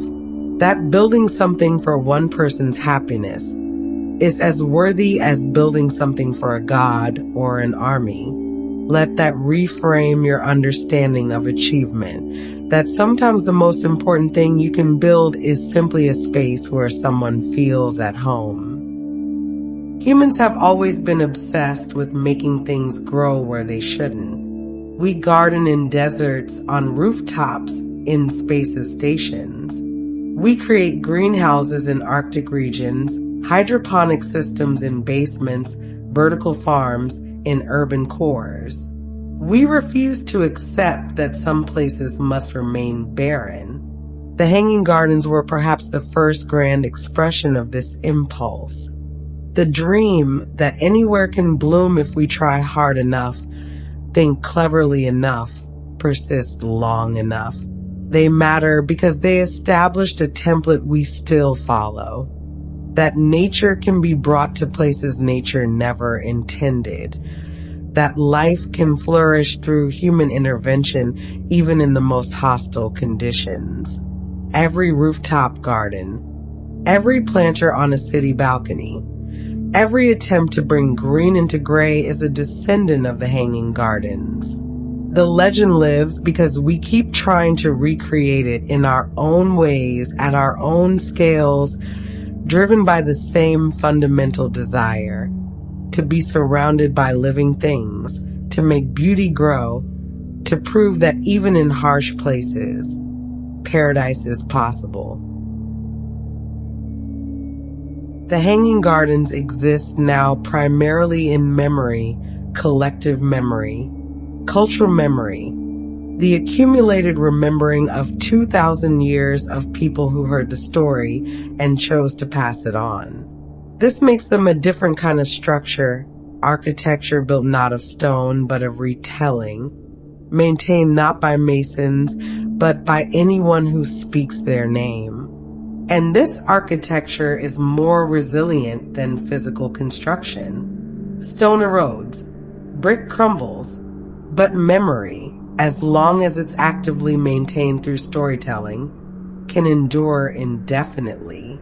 The gardens matter because they demonstrate memory's power, that humans can preserve what they value not through physical materials, but through the simple act of remembering together, of agreeing collectively that something matters enough to keep alive in consciousness. You are part of this architecture now. By listening to this story told fact, by imagining the gardens, by carrying them forward into your dreams, you become one of the countless supports holding this structure in existence. You are builder and building simultaneously. There's something deeply comforting about the hanging gardens' probable impossibility. They suggest that our limitations are not as fixed as we think. That what seems impossible today might be achievable tomorrow. That human ingenuity can overcome seemingly insurmountable obstacles. Even if the gardens never existed, the fact that people believed they could exist, that ancient engineers and architects thought, yes, this is achievable, expands our sense of possibility. It gives us permission to imagine our own impossible projects, to dream our own audacious dreams, to refuse to accept the boundaries we're told exist. The gardens matter because they whisper, maybe you can do that thing you think is impossible. Maybe the limitations you accept aren't real. Maybe there's a way. At the core of the legend is longing. Amy is missing her mountains, Nebuchadnezzar longing to ease her pain. Longing is perhaps the most universal human experience. We all miss something. Home, childhood, a person, a version of ourselves, a moment that passed too quickly. We all know that ache of wanting what we cannot have, what is distant or lost or impossible. The hanging gardens matter because they represent the attempt to answer longing not with resignation, but with creation. They suggest that when we miss something deeply enough, we can build something new that honors what we've lost. Not replacement, but translation. Not forgetting, but transforming. The gardens teach us that longing doesn't have to be passive. It can be creative force, motivating principle, the engine of beautiful, impossible things. Entropy is the tendency of all systems to move from order to disorder, from structure to chaos, from life to stillness. It's the fundamental direction of the universe. Everything falls apart eventually. Everything decays. The hanging gardens, if they existed, were a magnificent middle finger to entropy, creating and maintaining elaborate order in one of the harshest environments on Earth, making water flow upward, keeping delicate plants alive in killing heat, building terraces that defied gravity, imposing human will on natural law. They couldn't last forever, nothing can. But for as long as they stood, they were proof that entropy can be temporarily defeated, that order can be maintained if we're willing to work hard enough. They matter because they represent the eternal human battle against decay, the refusal to accept that everything must fall apart. This is what we do every day. We clean, we repair, we maintain, we create, we refuse to let chaos have the final word. And though we'll eventually lose this battle, everything does, the battle itself is what makes us human. In the ancient world, as in ours, life was mostly difficult. Most people struggled to survive. Food was uncertain. Safety was rare. Comfort was luxury. Against this backdrop of hardship, the hanging gardens, if they existed, were almost obscene in their beauty, their extravagance, their utter impracticality. They served no survival function. They fed no one. They defended nothing. They were pure aesthetic achievement, pure beauty for beauty's sake. And this is precisely why they matter. They represent the human insistence that survival is not enough, that we need more than food and shelter and safety. We need beauty. We need wonder. We need things that serve no purpose except to make existence more bearable, more meaningful, more worth living. The gardens were a rebellion against the idea that life should be merely functional. They declared that humans deserve paradise even in the desert, deserve comfort even in harshness, deserve beauty even when practicality says we should focus on survival. This is a radical idea, still radical today, that beauty is not frivolous but essential, not extra but necessary, not luxury but right. In the end, the hanging gardens matter because they live in the space between history and myth, between fact and dream, between what was and what we wish had been. They exist in the most powerful location possible, in human imagination, where they can never be destroyed, never decay, never disappoint. Every person who hears the story creates their own version of the gardens, their own terraces, their own plants, their own waterfalls and fountains and paths winding upward. The gardens are different for everyone, perfect for everyone, exactly what each person needs them to be. They are the ideal garden, the archetypal garden, the garden that exists in potential rather than actuality. And because they exist this way, they can never die. They cannot be conquered or abandoned or reclaimed by desert. They cannot be torn down for building materials or buried under sand. They live as long as humans tell stories, imagine beauty, dream of paradise. You carry them now, your own version, blooming in your mind as you drift toward sleep. The gardens grow in the space between waking and dreaming, between conscious and unconscious, between day and night. They are the last thing you see before sleep takes you, and the first thing waiting when you wake. They are eternal because they are renewed in each imagination, replanted in each dream. And now, as your breathing slows to almost nothing, as consciousness dims to the faintest glimmer, the gardens surround you completely, cool shade, falling water, green rising on all sides, climbing toward a sky you can no longer see, carrying you upward, tier by tier, level by level, ascending through beauty into perfect, peaceful rest. And so, dear dreamer, we've walked through 100 sleep facts about the hanging gardens of Babylon, a wonder that may never have existed except as dream, as longing, as story. But dreams are real. Longing is real. Stories are real. And tonight, as you rest in that garden between waking and sleeping, between history and legend, between what was and what might have been, you are as real as anything has ever been. Sleep well, traveler. The gardens will be here whenever you return. Thank you for listening to the very end.